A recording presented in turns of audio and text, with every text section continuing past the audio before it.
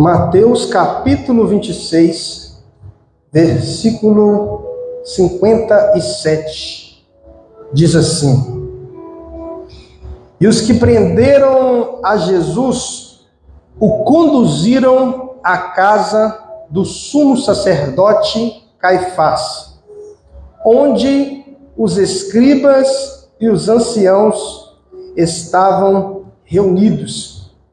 E Pedro o seguiu de longe até ao pátio do sumo sacerdote.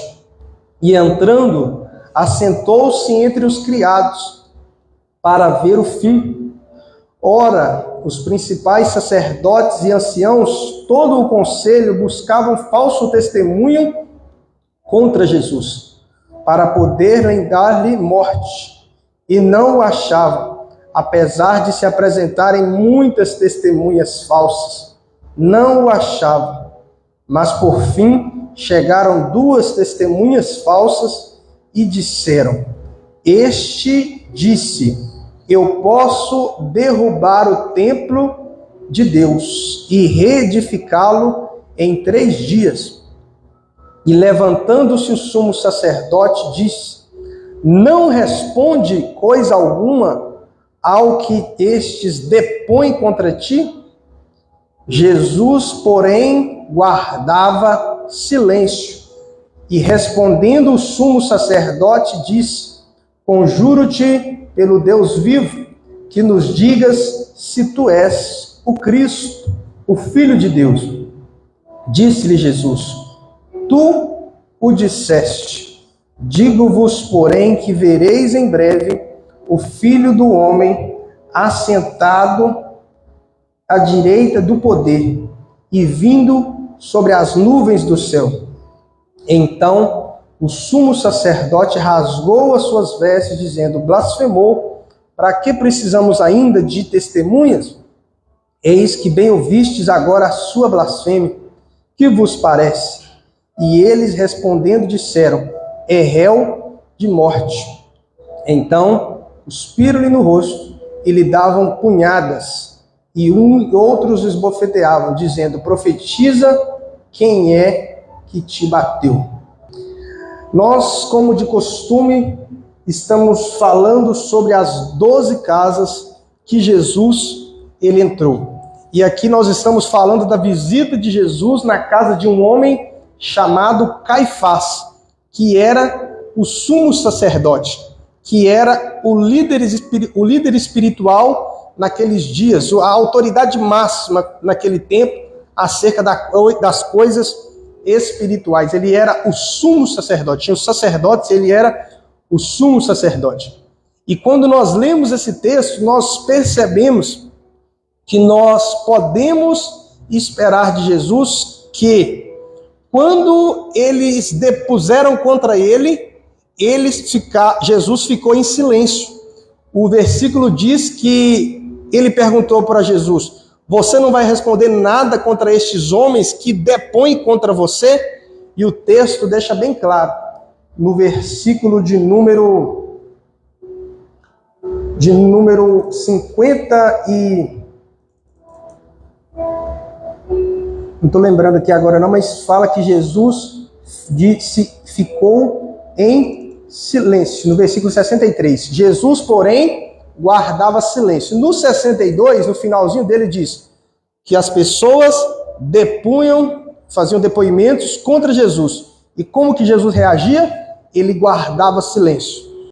A lição que eu quero extrair para mim e para você nessa noite é que todas as vezes que eu e você depomos contra Jesus, nós podemos esperar dele o silêncio. Nós podemos esperar dele que ele vai parar de agir em nosso favor, que ele vai retirar o favor dele, a graça, a bondade, no sentido de que nós não vamos experimentar mais muito daquilo que ele pode fazer na nossa vida.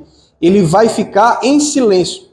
Ele vai deixar de se manifestar. E você vai perceber que você está, entre aspas, só. Que você está fazendo tudo no seu esforço, que você está fazendo tudo na sorte, você está fazendo tudo sem a graça de Deus para te ajudar. Por quê? Porque Jesus ele está em silêncio. Jesus ele não está querendo, de alguma maneira, cooperar com você. E o motivo disso é que você e eu, muitas vezes, sem perceber, ou percebendo, nós depomos contra Jesus. Como que isso acontece? Existem duas maneiras de nós depormos contra Jesus. A primeira delas é quando eu falo que Jesus fez uma coisa que ele não fez. Eu estou depondo contra ele. Quando eu atribuo a ele uma obra que não é uma obra dele. Por exemplo, uma criança está lá no leito de hospital, sufocada lá sem oxigênio porque pegou coronavírus. Ok, até aí normal.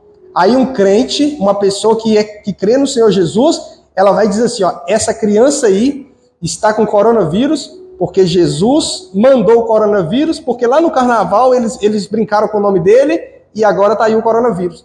Ou seja, na cabeça daquela pessoa que ouviu isso, ela pega um mau testemunho de Jesus. Ela pensa mal de Jesus. Peraí, nossa, essa criança está aqui morrendo, sufocada, e quem mandou para ela esse vírus foi Jesus, que porque lá no carnaval eles zombaram dele, ele não gostou e mandou o vírus. Isso não é verdade. Só que aquela pessoa, ela depôs contra Jesus uma coisa que não era verdade. Então uma pessoa dessa, Jesus, para que ela saiba que ele não se agradou desse depoimento, ele vai ficar em silêncio na vida dessa pessoa. Ele vai parar de agir de certa maneira. É lógico que por causa da misericórdia dele, ele ainda pode dar livramentos, ele ainda pode fazer coisas, mas a pessoa vai perceber que muitas coisas vão deixar de acontecer. Ela não vai experimentar um Jesus gracioso, ela não vai experimentar um Jesus bondoso, porque ela está dando o depoimento de que Jesus é que mandou o coronavírus. Às vezes morre alguém de acidente na estrada e alguém diz assim para a criancinha que perdeu o pai, Jesus levou seu pai. Aí a criança vê aquele acidente, descobre como que foi depois e fala, peraí, nossa, que acidente feio, que coisa estranha que aconteceu. Então o culpado por isso aí foi Jesus? Aí a criança já cresce com aquela fé de que Jesus não é bom. Então quer dizer que aquela pessoa depôs contra Jesus. Eu sei que a intenção é boa, mas o que vai produzir no coração da criança é algo negativo. Então uma das maneiras de você depor contra Jesus é você falar uma coisa que não foi ele que fez. Você precisa explicar bem, é lógico, a pessoa morreu, se ela é salva, Jesus recolheu ela. Mas você precisa explicar para a criança que não foi Jesus que causou o acidente, que não foi Jesus que causou a morte, que não foi Jesus que mandou o câncer, que não foi Jesus que amaldiçoou a pessoa e a pessoa morreu. Porque senão a criança, ela vai crescer pensando que Jesus é mau, que vai crescer acreditando que Jesus não é gracioso como ele é. Então, por causa do nosso mau testemunho, por causa do nosso mau depoimento, as pessoas elas vão ter uma fé errada. Então, quando isso acontece, Jesus, para te deixar saber que você fez uma coisa errada, ele começa a ficar em silêncio na sua vida, e não só de palavras. Ele começa a ficar em silêncio de você sentir a presença dele, ele começa a ficar em silêncio de você experimentar o favor dele, ele começa a ficar em silêncio de você experimentar aquele mover que você sabe que é só ele que faz. Não porque ele te abandonou para sempre, mas para que você perceba que você errou, para que você perceba que você deu um mau relatório acerca dele, que você perceba que você depôs contra ele, na verdade, coisas que ele não fez, que na verdade muitas vezes é o contrário, é obra do diabo, porque quem veio para matar, roubar e destruir, a Bíblia no texto ele fala que é o ladrão, né? Mas muitos acreditam que está se referindo ao diabo, e tem base, mesmo que está falando de homens, mas por trás desses homens é o diabo agindo.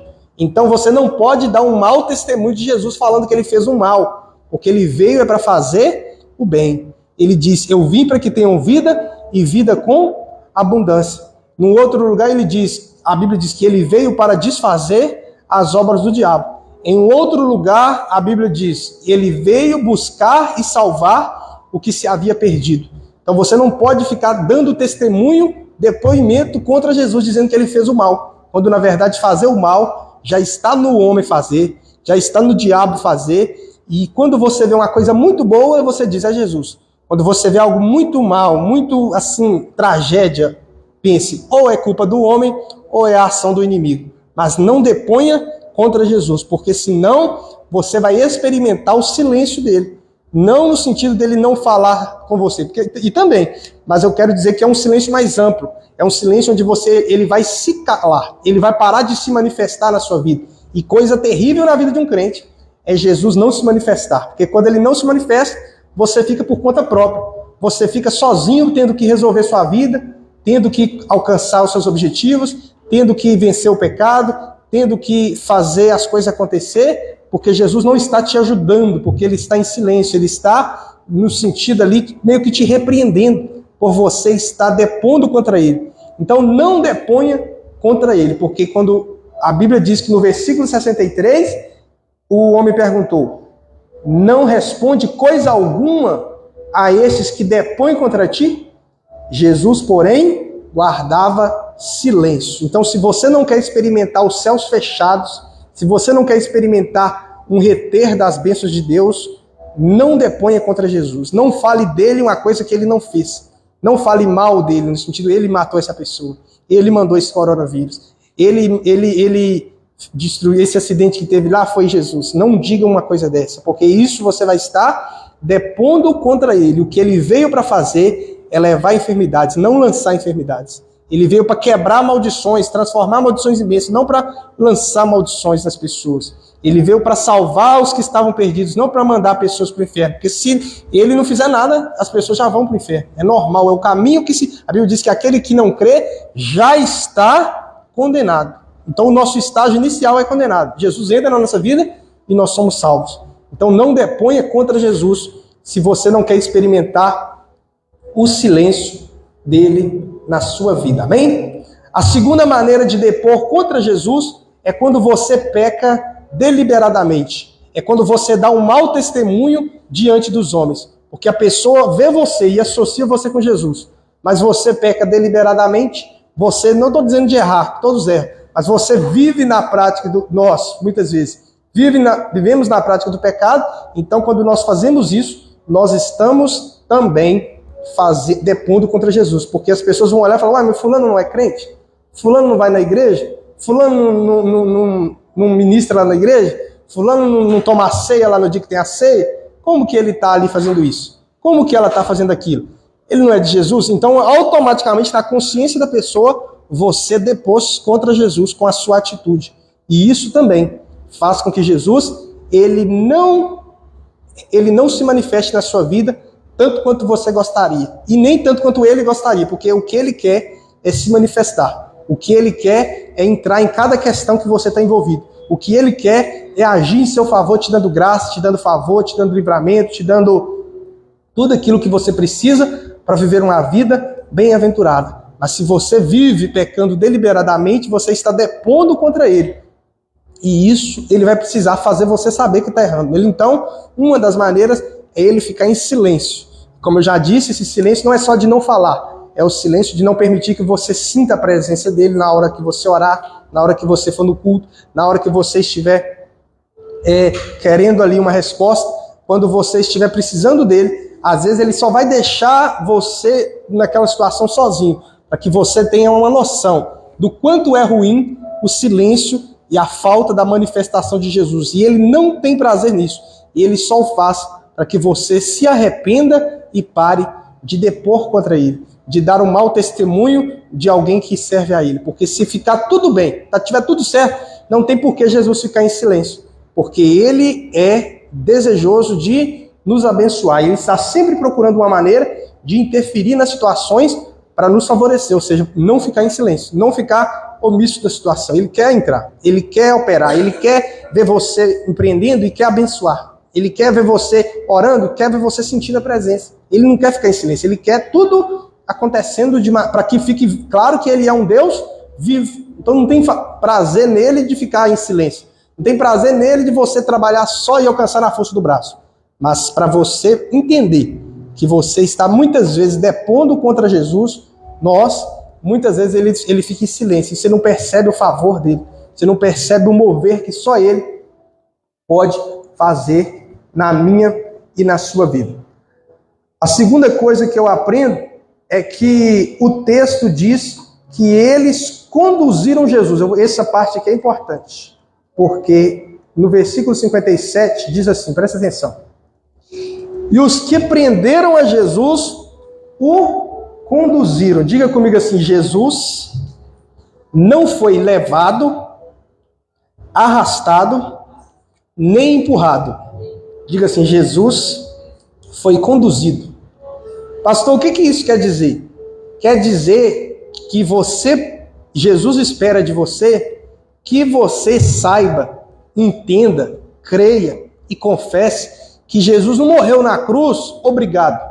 Ele não morreu na cruz forçado. Ele não foi do lugar que ele estava ali preso para o lugar que ele tinha que ser julgado forçado. A Bíblia diz que ele foi conduzido. Existe uma diferença entre você ser arrastado, existe uma diferença entre você ser empurrado, e existe uma diferença de você ser pegado no colo, levado à força, e existe uma diferença de você ser conduzido. Conduzido quer dizer que ele foi andando com as próprias pernas. Os guardas, ele estava preso? Estava, mas ele não foi forçado a ir. Por quê? Porque ele queria ir. Ele estava disposto a ir. O sacrifício que Jesus experimentou não foi algo, não era eles pegando o braço dele e forçando assim para bater o prego, igual acontece no filme.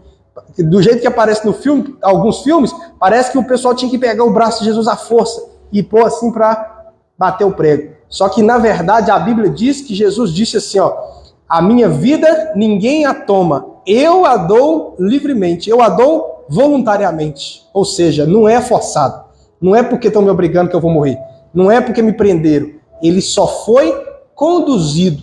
Isso dá a lição de que ele foi como uma ovelha muda ao matadouro. Ele consciente de que nós precisávamos que o sangue dele fosse derramado, é como se ele dissesse assim para os guardas, só me fala onde é. Estamos indo aonde? Na casa de Caifás. Aonde que é? Mas é lógico, eles prenderam ele. Estava ali. Mas se não prendesse, acredite, ele ia andando assim, ó, sem algema. Tinha lá a algema da época, mas ele foi. Por quê? Porque morrer por nós era algo que ele queria fazer voluntariamente. Os pregos nos pés, ele não ficou tentando tirar o pé.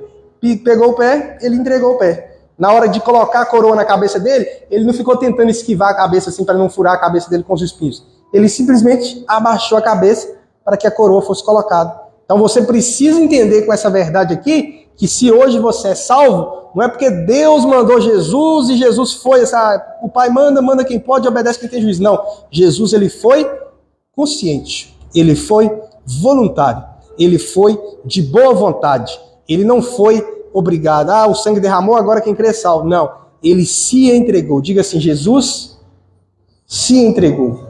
Então quando você crê assim, você fica crendo melhor. Você tem em Jesus um Salvador melhor. Porque se ele tivesse morrido obrigado, de maneira obrigatória, e nos salvasse, nós tínhamos gratidão? Tínhamos, porque afinal foi a morte que nos trouxe o perdão. Mas quando ele se entrega voluntariamente, quando ele vai andando com as próprias pernas para a morte, quando ele estende a mão para ser crucificado, quando ele abaixa a cabeça para que a coroa de espinho seja colocada, quando ele entrega o pé para que o prego seja colocado, nós entendemos que na cabeça dele, ele estava totalmente satisfeito com aquilo do ponto de vista da vontade. É lógico que doeu. Era a dor insuportável, mas ele aceitou essa dor de maneira voluntária.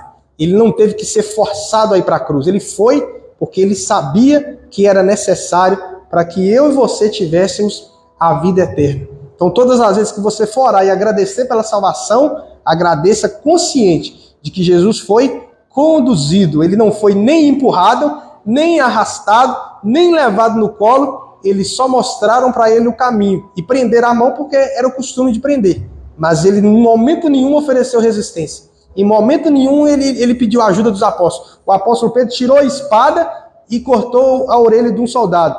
E Jesus falou para ele assim, você não sabe que se eu quisesse, eu poderia orar e chamar aqui, se eu não me engano, 12 legiões de anjos, ou uma legião, não lembro exatamente o número lá do texto, mas ele poderia chamar ali os anjos para socorrer ele. E ele chamou? Não chamou. Por quê? Porque era necessário morrer e ele estava disposto, desejoso de morrer por mim e por você. Então, a lição que nós tiramos é, Jesus espera de você que você saiba e creia que ele ter sofrido todas as etapas da sua crucificação, desde ser preso no jardim do Getsemane até ser morto, foi tudo voluntário. Até morrer foi voluntário. Ele disse, eu entrego o meu espírito. Você falasse assim, não, vou segurar meu espírito aqui mais uma meia hora. Ficava. Até morrer, que foi o ato final, ele morreu de maneira voluntária, porque ele estava no controle da situação. Quem via pensava, os soldados estão no controle e ele está ali em defesa. Mas ele estava o tempo todo consciente do que estava acontecendo, Tanto que um soldado trouxe para ele, esqueci o nome aqui, vinagre, que era bom. Aí ele tomou o vinagre, por quê? Porque o vinagre ajuda a tirar o sangue para fora. Você pega uma carne toda ensangrentada e passa vinagre nela, o sangue solta dela e ela fica sem o sangue. Ela fica limpa, boa ali para fritar, para comer e tal. Então, quando deram vinagre para Jesus, ele pensou, vinagre é bom, me dá o vinagre e tomou. Aí eles trouxeram até a boca dele e ele não fez nenhuma dificuldade, abriu a boca e tomou o vinagre.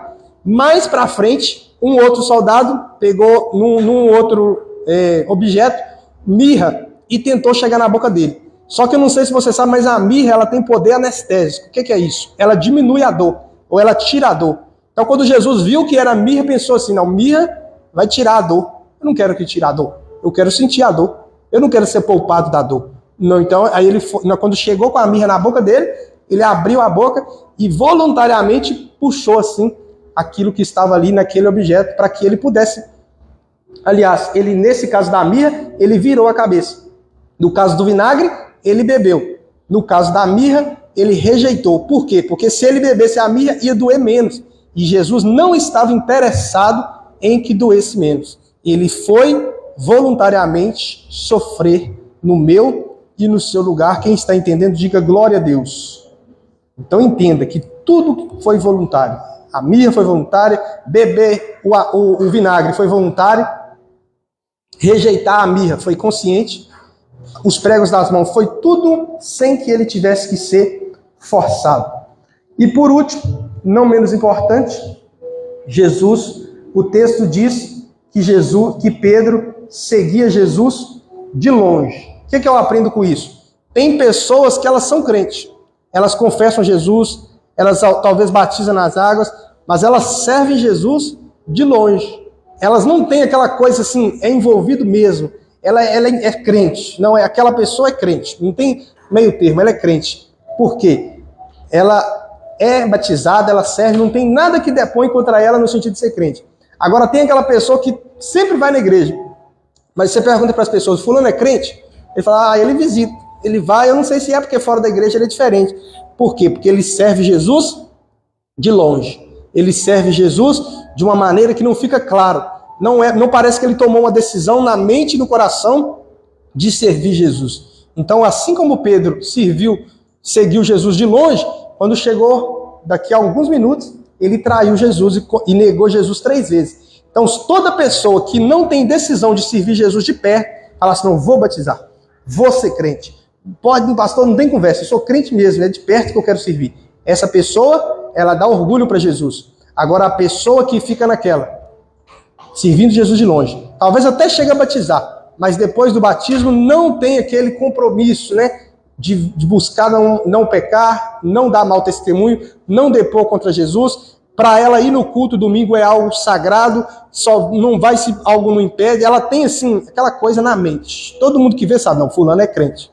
Ah, mas não é crente, não é mais ou menos, não é visitante, não é crente, é batizado, toma ceia. Ninguém tem nada assim para falar dele muito grave. Se errar, pede perdão. É só uma questão de humanidade, mas não é aquela pessoa que vive na farra, porque ela serve Jesus de perto. Marta, na história que eu falei da semana passada, quando ela foi falar com Jesus, o texto diz assim, e aproximando-se Marta, ou seja, ela estava em muitos serviços, e quando ela quis falar com Jesus, ela se aproximou. Quer dizer o quê? Que ela estava longe, ela estava servindo Jesus, mas de longe. Tem muita gente servindo Jesus de longe. Tem muita gente sendo um discípulo de Jesus, entre aspas, de longe. E isso vai dar problema, porque Pedro serviu de longe e negou Jesus 3 vezes. Marta serviu de longe e você sabe que ela foi repreendida. Jesus disse, Maria escolheu a boa parte. E Marta estava ocupada com muitos serviços, servindo a Jesus de longe. Então que nós possamos ter em mente, que nós sejamos crentes de perto, envolvidos, batizados, e vir no culto, santa ceia, ser dizimista, ser alguém que dá um bom testemunho. Se é solteiro, bem solteiro. Se é casado, bem casado. Se é empresário, que paga os impostos, cuida bem da empresa. Se é funcionário, que honra o patrão e trabalha ali fazendo prosperar, chega mais cedo, sai mais tarde. Aquela pessoa que a vida dela é uma coisa clara. Assim, não, essa pessoa é crente. Ela é crente mesmo, ela serve Jesus de perto. Porque quem não serve de perto, assim como Pedro foi repreendido, Marta foi repreendida, no final eles se arrependeram e terminaram bem. Mas nós aprendemos a lição de que eles tomaram uma decisão errada lá no meio, de quando Pedro seguiu de longe e quando Marta também servia Jesus de longe. Então o que Jesus espera de você, que você siga ele de perto, que você seja um crente comprometido, que você seja uma pessoa que quem olhar fala assim, não, é crente mesmo, não tem A nem B, não é crente. Eu vejo lá, você sabe alguma coisa contra o fulano? Não sei de nada, não tenho nada para dizer contra ele. Essa é a vontade de Deus para a minha e para a sua vida. E quando isso não acontece, se você morrer nessa condição, servindo a Jesus de longe, geralmente, naturalmente, você não herdará ou entrará no reino dos céus. Porque o reino dos céus é para aqueles que servem Jesus de perto, que servem Jesus de coração inteiro, sem aquela coisa do meio termo. Então agora nós vamos orar. Olá, graça e paz, aqui quem fala é o pastor Richelme. Você acabou de assistir mais um culto aqui do Ministério de Restauração Rei Jesus em Marilac. Quero te convidar para fazer parte da nossa lista de transmissão que está aqui na descrição desse vídeo com o número de WhatsApp e também na descrição desse vídeo você vai encontrar as informações necessárias para abençoar financeiramente este ministério através do Pix. Que Deus abençoe a sua vida, a sua casa e toda a sua família.